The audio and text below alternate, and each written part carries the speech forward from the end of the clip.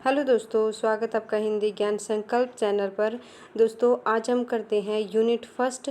और जैसा कि आपको पता भी है कि हमने यूनिट फर्स्ट की 3 क्लासेस पहले भी डाल चुके हैं और ये है चौथी क्लास है अपनी। और इसके अंदर हम करेंगे यूनिट फर्स्ट का एक टॉपिक है देवनागरी लिपि। और इसमें हम करेंगे कि देवनागरी लिपि का विकास क्रम है वो कैसे कैसे हुआ था और अब इसके विकास को और इसके मानकीकरण के बारे में क्या कुछ इसके अंदर आता है, तो वो सारा कुछ इसके आज हम पढ़ेंगे।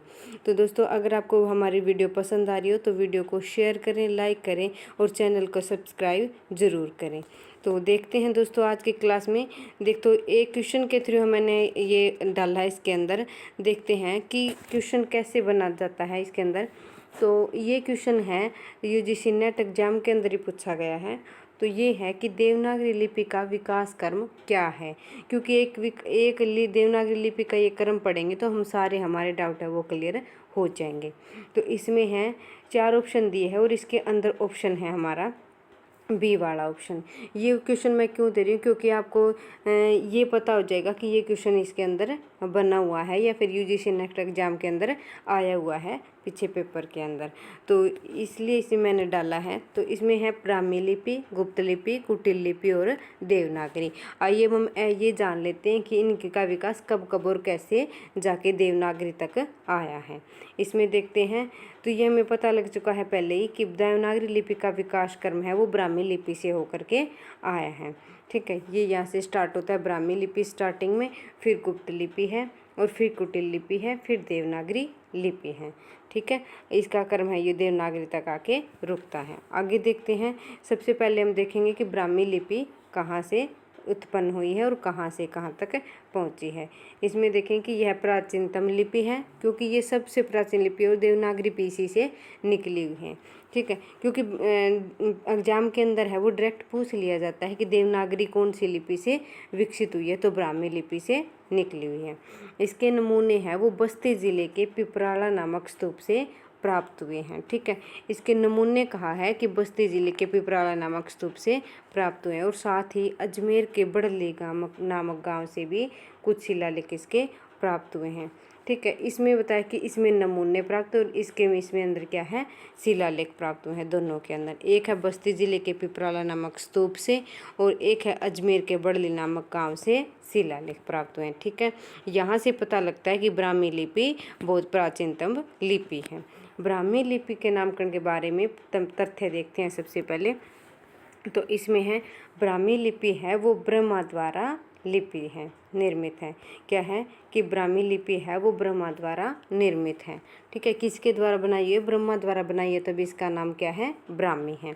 ठीक है, आगे दूसरा तथ्य है ब्रह्मा यानी कि वेद या ज्ञान की रक्षार्थ लिपि ब्राह्मी कहलाई थी। यानी वेद या ज्ञान की रक्षा के लिए जो लिपि बनाई गई थी वो क्या कहलाई है, ब्राह्मी लिपि कहलाई है। आगे है ब्राह्मणों द्वारा निर्मित या प्रयुक्त लिपि, यानी कि ब्राह्मणों द्वारा बनाई गई है। ब्राह्मणों द्वारा, एक ब्रह्मा द्वारा ऊपर है, ब्रह्मा द्वारा लिपि जो बनाई गई थी, और एक है ब्रह्मा के यानी कि वेद या ज्ञान की रक्षा के लिए, और तीसरा है ब्राह्मणों द्वारा बनाई गई या फिर प्रयोग में लाई गई ब्राह्मणी लिपि क्या है, कहलाई थी, ब्राह्मी लिपि कहलाई थी। आगे देख ले हैं, दूसरे नंबर पे आती है ब्राह्मी के बाद में गुप्त लिपि। वैसे इस आंसर के थ्रू ये आ रहा है, वरना वैसे आता है इसके अंदर ब्राह्मी के बाद में उत्तर, उसके बाद में गुप्त लिपि। ब्राह्मी, उत्तर और गुप्त और फिर सिद्ध मातृका से फिर कुटिल आएगी। ठीक है, ये वाला इसका क्रम है। तो इसमें गुप्त लिपि में देख लेते हैं। दूसरा, भारत में गुप्त साम्राज्य के काल में संस्कृत लिखने के लिए प्रयोग में की गई लिपि है वो गुप्त लिपि के नाम से जानी जाती है। यानी कि गुप्त साम्राज्य के दौरान में जो लिपि यूज की जाती थी संस्कृत लिखने के लिए, ठीक है, संस्कृत लिखने के लिए जो लिपि यूज की जाती थी उसको हम क्या बोलेंगे, गुप्त लिपि। गुप्त लिपि का विकास है वो ब्राह्मी लिपि के उत्तरी शैली से, यानी कि ब्राह्मी लिपि से 2 लिपियाँ उत्पन्न हुई हैं, दोनों उत्तर और दक्षिणी शैली। ठीक है, उन दोनों से उत्तरी से क्या है, गुप्त लिपि विकसित हुई है। ये बात ध्यान रखनी है। यानी कि ब्राह्मी लिपि से उस टाइम पे 2 लिपियाँ निकली हैं, 2 शैलियाँ निकली है, जिसमें से एक उत्तर है और एक दक्षिण है। उत्तर शैली से क्या है, हमारी देवनागरी निकली है। दक्षिणी से जो दक्षिण की जो भाषाएं हैं वो सारी दक्षिण की लिपियां हैं वो निकली हैं। तो उत्तर से हमें याद रखना है कि हमारी देवनागरी है वो गुप्त से होकर के कुटिल से फिर आगे देवनागरी से निकली है। तो इसमें क्या दे दिया है कि उत्तर शैली से प्राप्त हुई है और गुप्त लिपि का समय है वो चौथी 5वीं सदी के बीच में माना जाता है। ये भी ध्यान रखना है कि इनका टाइम पूछ लिया जाता है और आते आते ये 9वीं सदी तक क्या है देवनागरी पहुंच जाती है, लेकिन गुप्त लिपि का टाइम है वो यहाँ पे चौथी 5वीं सदी बता दिया जाता है। आगे है तीसरा स्टेप इसके अंदर कुटिल लिपि। कुटिल लिपि का अन्य नाम है वो क्या है, सिद्ध मानका लिपि भी माना जाता है। यानी कि उत्तर के बाद में इसके अंदर सिद्ध कुटिल और सिद्ध मातृका दोनों का एक ही नाम है, तो इससे निकली हुई है। इसे उत्तर लिच्छवी लिपि भी कहा जाता है। इस लिपि का प्रारंभ बिंदु भारत को ही माना जाता है और कुटिल लिपि को भारत में विकटाक्षर भी कहा जाता है। इम्पोर्टेंट है, कुटिल लिपि को क्या कहा जाता है, विकटाक्षर भी कहते हैं। डॉक्टर बूलर ने इस लिपि को न्यून कोणीय लिपि का नाम दिया। ये भी क्वेश्चन एक बार पूछा गया है। डॉक्टर बूलर ने क्या कहा इस लिपि को, न्यून कोणीय। यानी कि कुटिल लिपि को एक अन्य नाम है इसका सिद्ध मातृका और इसको क्या कहा है, विकटाक्षर भी कहा जाता है। भारत में क्या कहा जाता है इसको, विकटाक्षर। और डॉक्टर बूलर ने इस लिपि को क्या कहा है, न्यून कोणीय। आगे देखते हैं, आगे आ जाती है देवनागरी लिपि। ठीक है, इसका जो इम्पोर्टेंट क्वेश्चन है वो बनता है और ये ध्यान में भी हमें रखना है। देवनागरी लिपि का विकास है वो कुटिल लिपि या सिद्ध मात्रिक लिपि से हुआ है, ये ध्यान रखना है। आखिरी की जो लिपि आई है जिससे देवनागरी लिपि निकली है वो है सिद्ध मात्रिक लिपि। इसका विकास है वो 9वीं सदी के आसपास में माना जाता है। ठीक है, ये ध्यान रखना है कि 9वीं सदी से माना जाता है इसका विकास। और देवनागरी के नामकरण के संबंध में आगे देखते हैं। इसमें है नगरों में व्याहृत होने के कारण इसका क्या नाम पड़ा था, देवनागरी। ध्यान रखना है, ये बहुत इंपॉर्टेंट है क्योंकि स्पेशली इस पर भी क्वेश्चन बन चुका है कि देवनागरी के नामकरण के बारे में, यानी नाम पढ़ने के बारे में, इसका देवनागरी नाम क्यों हुआ था, क्यों रखा गया था या ना क्यों पुकारा जाता है, तो इसके बारे में एक क्वेश्चन बन चुका है, ये ध्यान रखना है इसके बारे में। एक तो इसका नाम कारण है कि इसको नगरों में ज़्यादा क्या है व्यवहार में लाया जाता था, तो इसके कारण इसका देवनागरी नाम पड़ा था। दूसरा है बौद्ध ग्रंथ ललित विस्तार में वर्णित नाग लिपि, यानी कि बौद्ध ग्रंथ जो है ललित विस्तार उसके अंदर आया है नाग लिपि नाम। ठीक है, नाग लिपि से ही क्या है नागरी नाम हुआ है। पाटलिपुत्र को नागर तथा चंद्रगुप्त को देव कहने के कारण देवनागरी नामकरण हुआ था। यानी कि चंद्रगुप्त के समय में पाटलिपुत्र की जो जगह थी उसको नगर, पाटलिपुत्र को नगर यानी कि नागर और चंद्रगुप्त को देव। ठीक है, दोनों के कारण, दोनों के मिलने के कारण इनको क्या कहा जाता है, इसको दोनों का इकट्ठा नाम कर दिया जाता है देवनागरी। ठीक है, ये भी एक इसका कारण है। गुजरात के नागर ब्राह्मणों के नाम पर नागरी नाम पड़ा था, ये भी क्वेश्चन में ऑप्शन में आ चुका है। गुजरात के नागर ब्राह्मणों के नाम पर नागरी नाम पड़ा था। देवनागरी का सबसे पहले प्रयोग गुजरात के राजा जयभट्ट के शिलालेख में हुआ था, ये भी ध्यान रखना है, जयभट्ट के शिलालेख के अंदर हुआ था।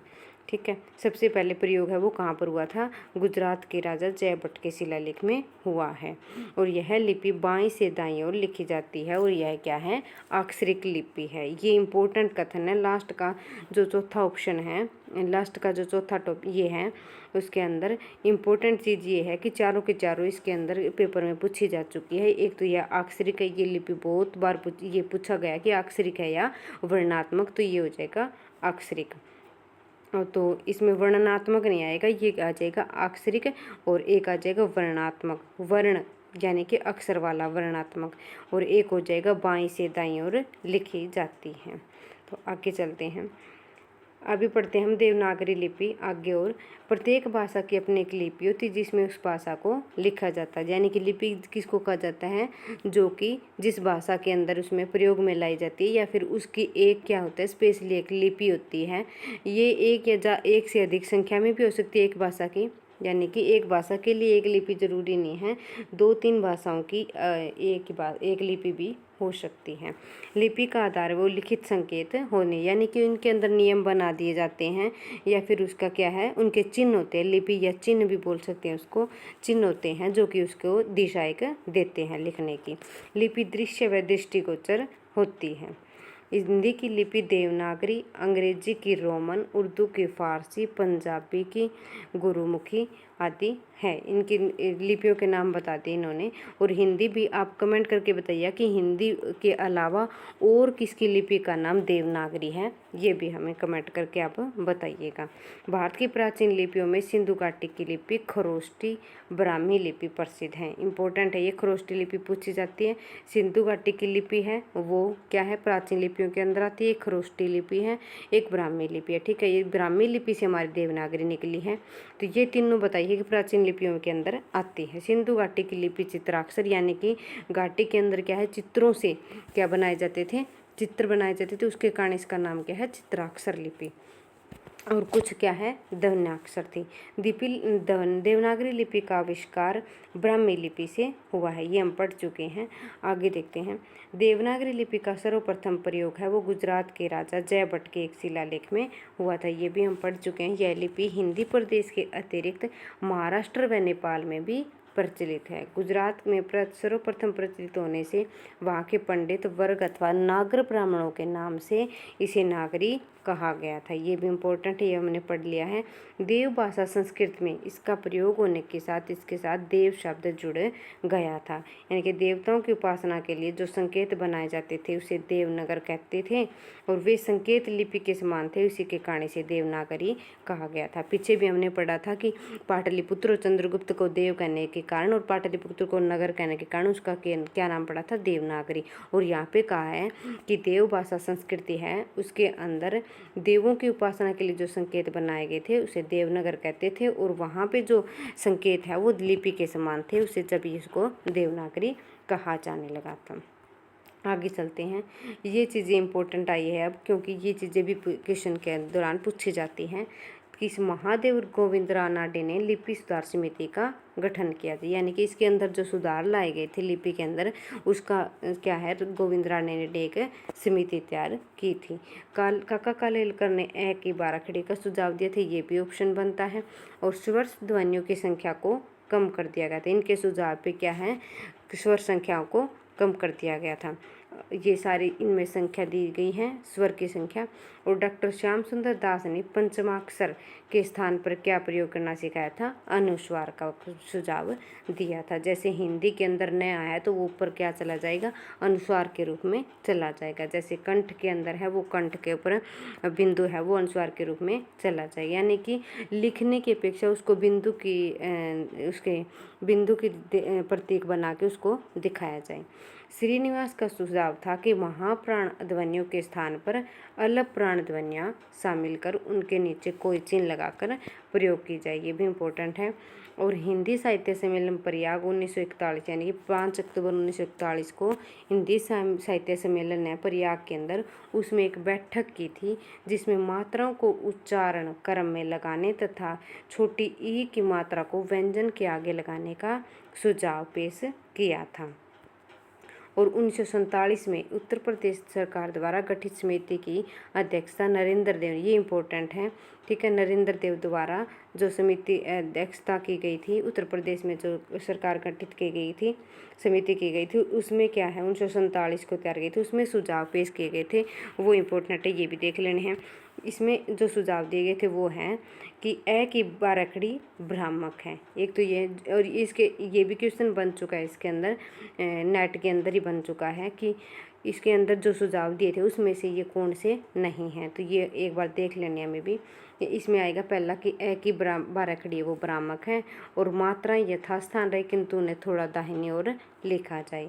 अनुस्वार व पंचमाक्षर के स्थान पर बिंदी से काम चलाया जाए, ये भी हम पढ़ के आए यहाँ भी, क्योंकि ये अलग अलग ने सुझाव दिए थे और इस समिति ने क्या है इनको इकट्ठा करके जो अच्छा मतलब ये था कि उसको लिपि के अंदर जो अच्छे से सुझाव थे वो उनको क्या किया था, ग्रहण किया गया था, या फिर जो प्रयोग में लाने योग्य थे वो उनको शामिल किए गए थे।